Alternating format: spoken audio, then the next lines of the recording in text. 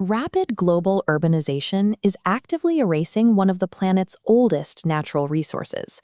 As city grid networks expand, they generate a severe scarcity of pristine, unpolluted night skies. That scarcity has catalyzed a reallocation of capital in the travel sector. Traveling to regions specifically for celestial observation, Astrotourism, has transitioned into a lucrative multi-billion-dollar economic engine. This chart shows the global Astro-tourism market trajectory. Starting at a $1.18 billion baseline in 2025, it scales rapidly.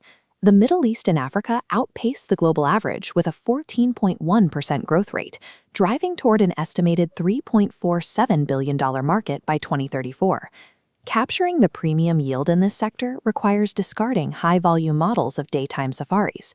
It requires establishing high-caliber optical infrastructure. This creates an entry point for cultural ESG, a financial architecture that aligns carbon-negative infrastructure development with the preservation of indigenous heritage. By engineering scientific facilities around existing geographic isolation, developers convert a natural phenomenon into a protected, bankable asset class. Kenya's Samburu County serves as the primary testing ground for mapping this financial architecture onto a physical landscape.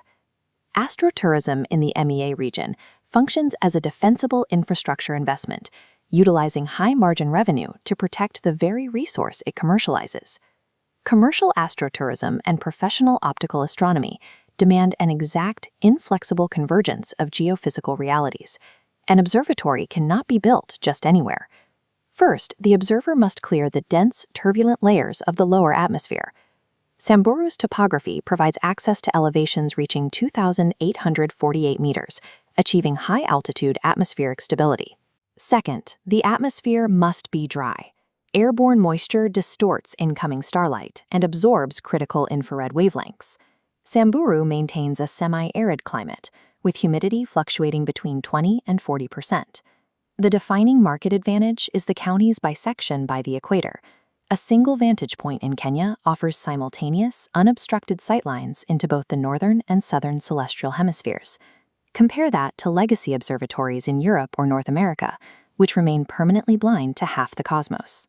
To verify these conditions, astronomers rely on the Bortle scale, an empirical metric used to quantify artificial sky glow and light pollution. The Samburu ecosystem consistently registers at the absolute bottom of this metric, achieving Class 1 skies. Under Class 1 conditions, artificial light pollution is essentially zero. The intricate dust lanes of the Milky Way are visible entirely to the naked eye. The extreme daytime to nighttime temperature contrast in this arid environment rapidly cools the terrain, creating highly stable nocturnal air masses. This halts the atmospheric scintillation that causes stars to blur through high-powered telescopes. The convergence of altitude, aridity, and equatorial placement gives Samburu a geophysical moat that rivals established hubs like the Atacama Desert. A Bortle Class One sky is only a viable financial asset if it can be legally guaranteed against future light pollution degradation. To legally ring-fence the asset, Samburu County must secure official third-party accreditation from Dark Sky International. This diagram illustrates the rigorous regulatory framework required to achieve that certification, moving from baseline measurements to annual compliance. The legal anchor is policy implementation. All developments must strictly adopt the 5 principles for responsible outdoor lighting. This ordinance forms an environmental moat. It protects the nocturnal hunting cycles of local predators while preserving the pristine darkness required for commercial observation.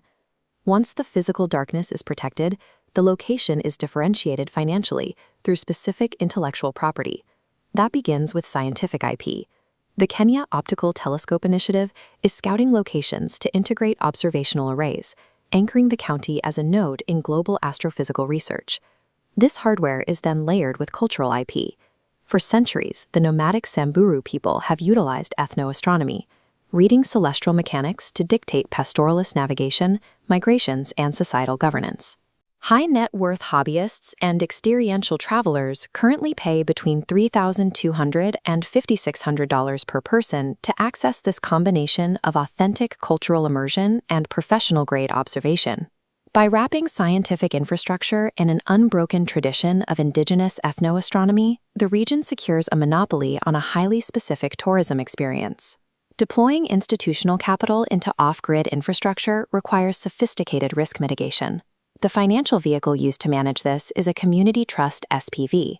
First, indigenous communities provide land access and enforce zoning, receiving majority equity. Second, private capital injects the initial capex. Finally, international agencies offer first loss guarantees, de-risking the project and unlocking commercial capital.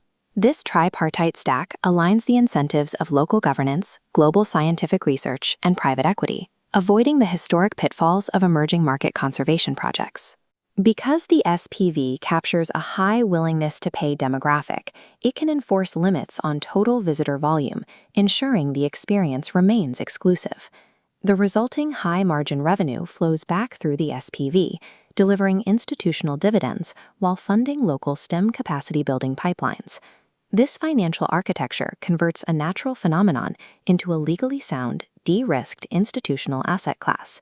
Traditional daytime safaris extract a toll on the environments they monetize, actively degrading their core product over time. Safari operators concentrate dozens of vehicles, generating soil erosion and wildlife stress around limited daytime watering holes. Astrotourism redistributes this commercial pressure by extending the economic utilization of the landscape into the night. This nocturnal transition generates revenue without requiring a single additional physical footprint, new road, or expanded vehicle fleet. In financial terms, this is a non-extractive yield. It delivers localized economic impact while maintaining a zero or negative ecological footprint.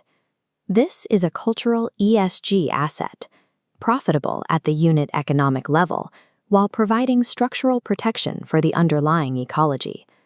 The legal frameworks for dark sky certification are established. The geographic moat in northern Kenya is empirically verified, and the African Astro-tourism market is scaling at over 14% annually. The window for institutional capital to secure a first-mover advantage in this specialized alternative asset class is currently open.